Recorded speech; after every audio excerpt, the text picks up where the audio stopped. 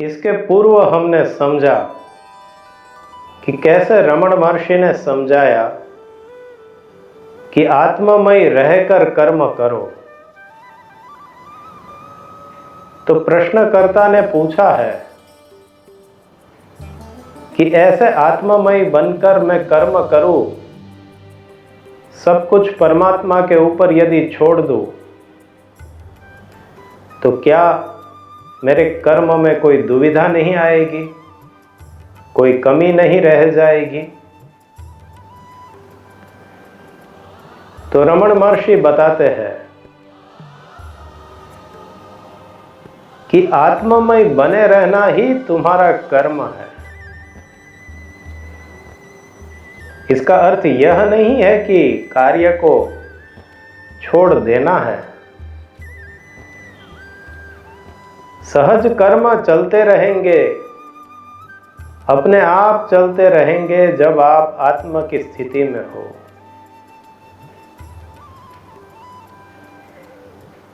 वह ज्ञानी की स्थिति है।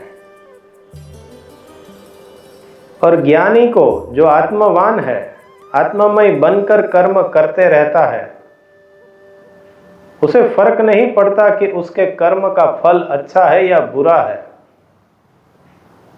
और इसीलिए उसके कर्म का फल हमेशा अच्छा ही रहता है।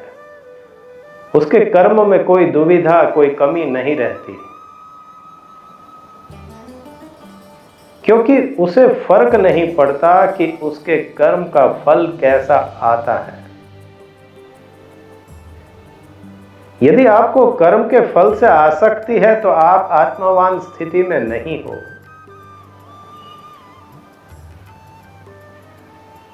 यह इसीलिए होता है क्योंकि आप शरीर से संलग्न हो, अपने आप को शरीर मानते हो, आत्मा नहीं मानते हो। आत्मा के स्वरूप में रहना सीख जाओ, देह भाव छूट जाएगा, फिर सारे कार्य ठीक ही होते रहेंगे और तुम्हें कर्म का कोई बंधन नहीं रहेगा।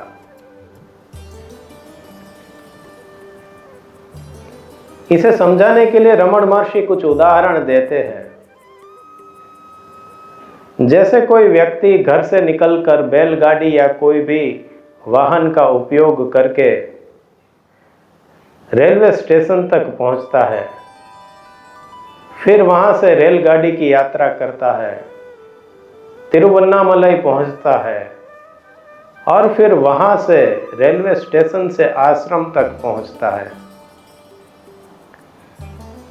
उसे लगता होगा कि उसने यात्रा की,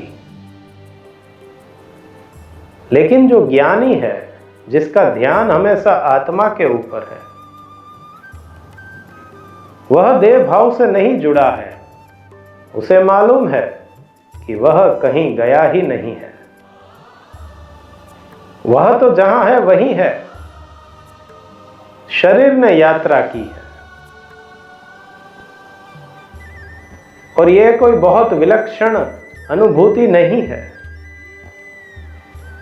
आप भी इसे सहजता से ग्रहण कर सकते हो।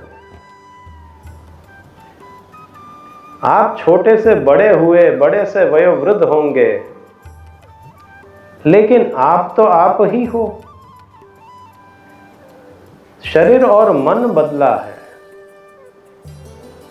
आपका कहां कोई विकास या परिवर्तन हुआ है।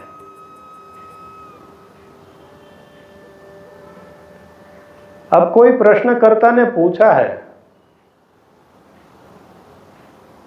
कि इस तरीके से रहेंगे तो शरीर के कर्मों का तो समझ सकते हैं, लेकिन मुझे तो कई मानसिक कार्य करने पड़ते हैं।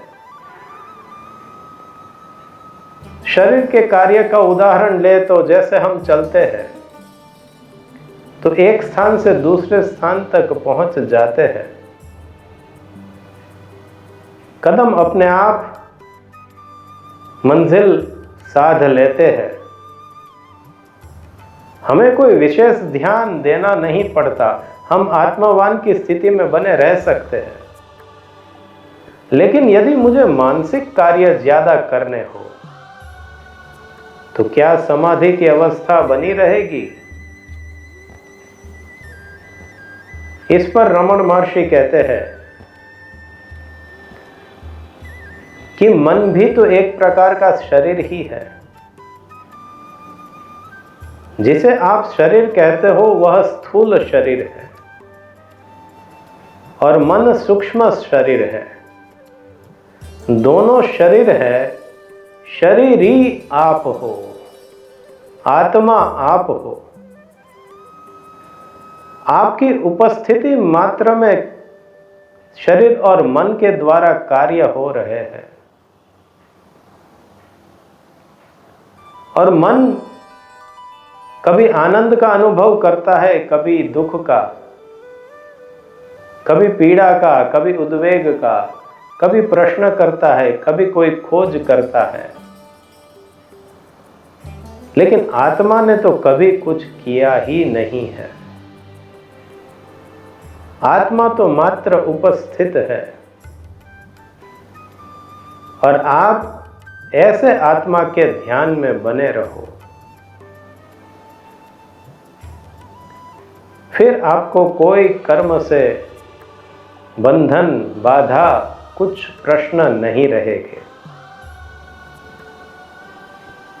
अब यह सब बातें आपको कठिन लग सकती है, सुनने में शायद हजम हो जाए, लेकिन वास्तविक जीवन में जीना कठिन लगे। तो ऐसे किसी साधक के लिए रमण महर्षि कहते हैं कि फिर आप जानबूझकर धीमे धीमे कार्य करो, हड़बड़ाहट में, उद्वेग में कार्य न करो, जल्दबाजी त्याग दो। कर्म को त्यागने की जरूरत नहीं है, जल्दबाजी त्याग दो, आराम से कर्म करते रहो तो अपने आप सहज कर्म ही होंगे। फिर आप कर्म के वक्त आत्मा की स्थिति बरकरार रख पाओगे।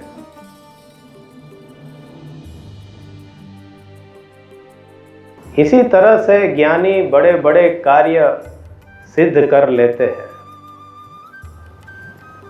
लेकिन उनके अंदर तनिक भी ऐसा भाव नहीं आता है कि उन्होंने कोई कार्य किया है और इसीलिए वे बड़े महाभगीरथ कार्य कर पाते हैं और फिर भी पूरे के पूरे निर्लिप्त रहते हैं। हमेशा ज्ञानी निवृत्ति में ही रहता है और उसकी आत्म शांति में कभी भी खलेल नहीं पहुंचती। इतना सुनने के बाद प्रश्न स्वाभाविक होते हैं कि आप बाह्य कर्म संन्यास का भी मना करते हो, कर्म के त्याग का भी मना करते हो, या तो यूं कहे कि ज्यादा प्रोत्साहन नहीं देते हो। तो फिर एकांत का तो सेवन करने चाहिए, एकांत को तो अच्छा माना गया है। इस पर रमण महर्षि ने कुछ गहरी बात कही है, उसे समझेंगे अगली बार।